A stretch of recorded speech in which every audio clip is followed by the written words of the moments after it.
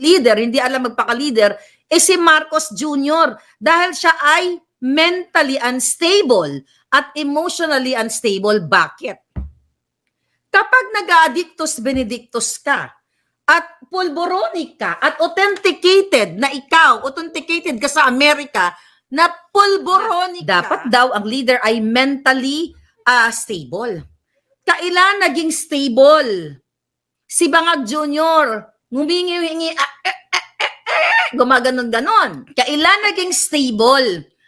Ang isang presidenteng nahuling sa kamera na aktuhan na suminghot.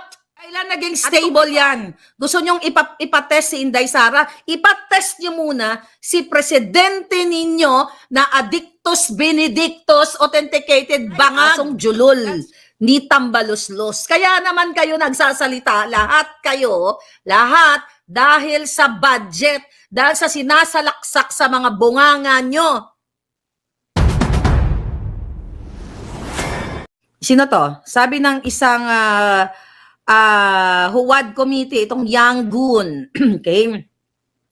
Sino to? Representative Ortega. Sabi niya, the Filipino people deserve leaders who are mentally and emotionally stable, especially during challenging times. Okay? Sabi niya, mas makakabuti para sa bansa kung sumailalim si Vice President Duterte sa isang professional na pagsusuri.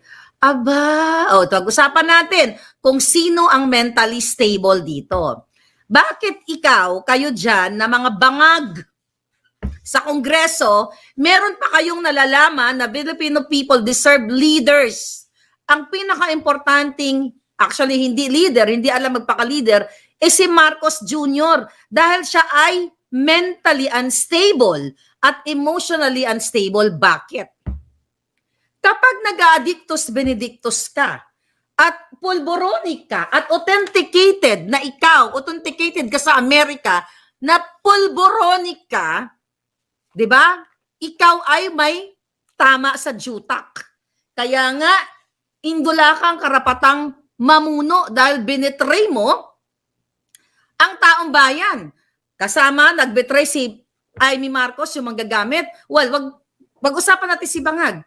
Yan, I think, nakalagay dyan, sinabi ni Inday, di ba, I have 5 impeachable offense, sabi niya. Impeachable grounds na pwedeng ma-impeach si Bangag, pero syempre, hawak niya yung mga Huwad Committee, kaya walang mangyayari. Okay, sagutin natin itong mga kabanganga nila. Dapat daw ang leader ay mentally stable. Kailan naging stable? Si Bangag Jr. Ngumingi-hingi, gumaganon-ganon. At kailan naging stable ang presidenteng nagbida-bidahan sa kanyang SONA na we have, meron tayong 5,500 flood control. Okay? 5,000, yes, sis, Cathy B, yeah, tomorrow. Tomorrow is the day. Tomorrow, mag-usap tayo tomorrow. Yeah. Okay, ngayon mga palaga. Kailan naging stable ang isang presidenteng nahuling sa kamera na aktuhan na suminghot? At kung ito ay hindi totoo na sinasabi lang deepfake, ulitin ko, nagyabang, nanakot-nakot, nanindak-nindak sa akin na makikipag-ugnayan dito sa Amerika para daw panagutin ako dahil ito ay deepfake. July, August, September, October.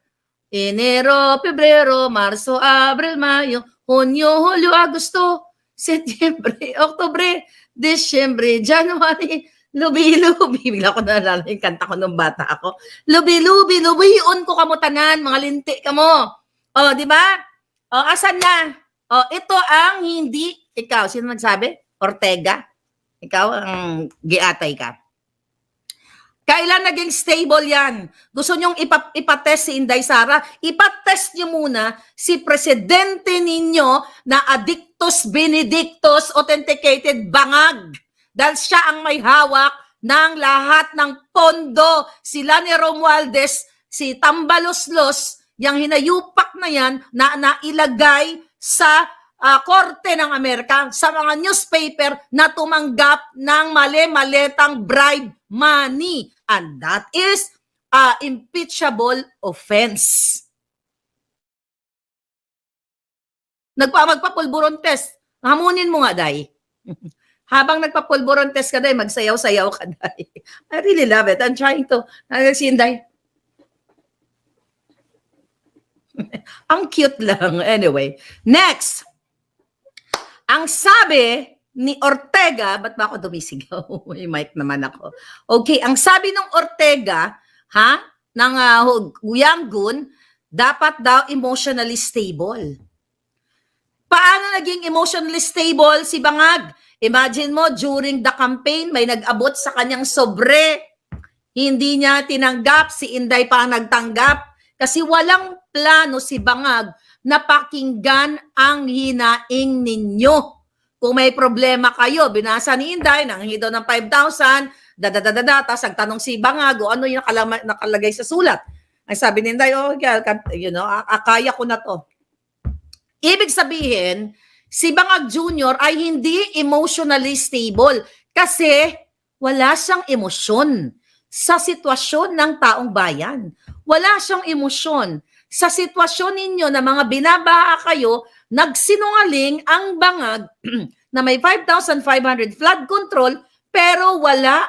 Then yung attack, Inday, pasayaw-sayaw si Inday about that confidential fund na naipaliwanag niya na ginastos dito sa mga rental nitong mga witnesses. Di ba? Yun yung mga sinabi niya doon. Ngayon, kayo, mga Bangag, bakit hindi nyo ipatawag si Bangag? O wag nyo na ipatawag. Sabihin nyo kay Bangag, if you talk about dapat ang leader ay emotionally stable and mentally stable, kailan pa po nagkaroon ng stable na pag-iisip ang Polboronic katulad ni Bangag Jr.? Okay, now, ang sabi nito, mas makakabuti para sa bansa kung sumailalim si President Duterte, si Vice President Duterte sa professional na pagsusuri. Hindi ba dapat kayo sumailalim kayo? Dapat kayo sumailalim kayo sa impyerno. Diba? Dapat kayo sumailalim sa lupa. Dan kayo, deserve nyo yan. Alright? Okay. Ay, meron tayong gugurgurin. Okay. I'm gonna gurgur you, Jobert, because you are my favorite today. Bye!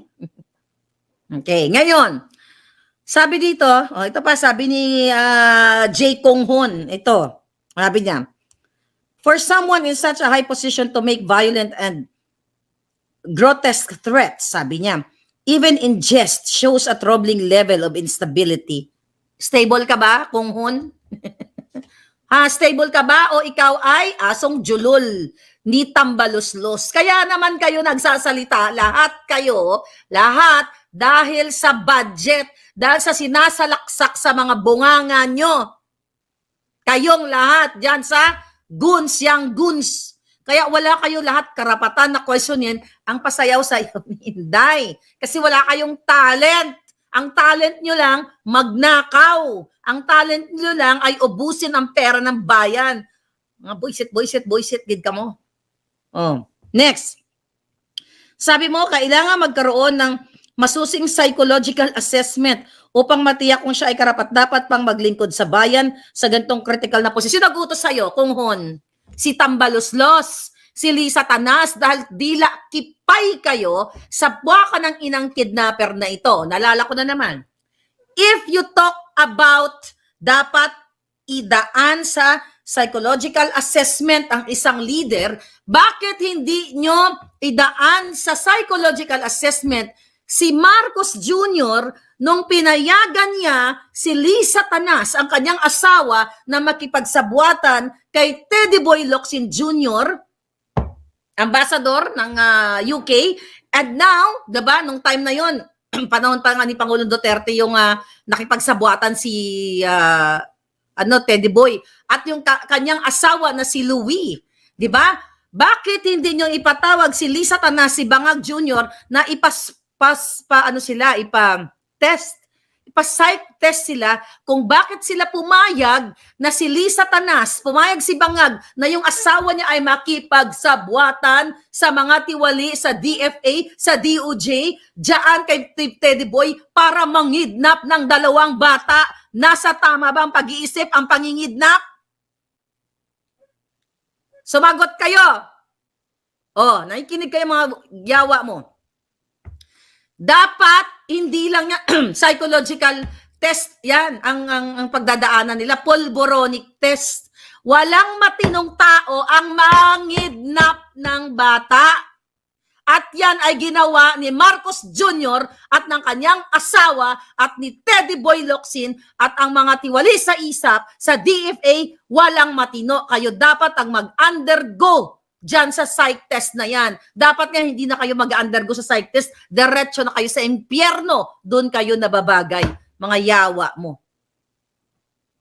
Imagine nyo, sasabihin nyo, dahil galit na galit kayo, dahil totoo ang sinabi ni Inday na ang presidente nyo ay bangag. Ang presidente nyo ay walang puso sa mamamayang Pilipino. Ang presidente nyo ay addictus benedictus. Andyan si Cathy Binag na nagpapatunay na mismo nakita niya at kasama yung kanyang ex-partner na si Teddy Boy, Tony Boy. Okay? Tony Boy.